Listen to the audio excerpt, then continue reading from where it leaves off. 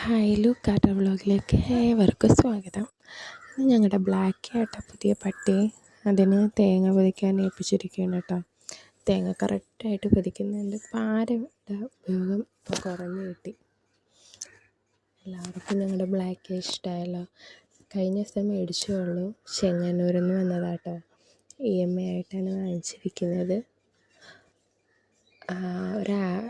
ഹസ്ബൻഡിൻ്റെ ആഗ്രഹം കാരണം വാങ്ങിയ ഡോഗാണ്. അവർ തന്നെ ഇതിന് പേരിട്ടത് ബ്ലാക്കി എന്നാണ്. 3 മാസം പ്രായമുള്ള ഡോഗാണിത്. വീഡിയോ ഇഷ്ടമായ എല്ലാവരും ലൈക്ക് ചെയ്യുക, ഷെയർ ചെയ്യുക, ബെല്ലൈക്കൺ അമർത്തുക. ബൈ.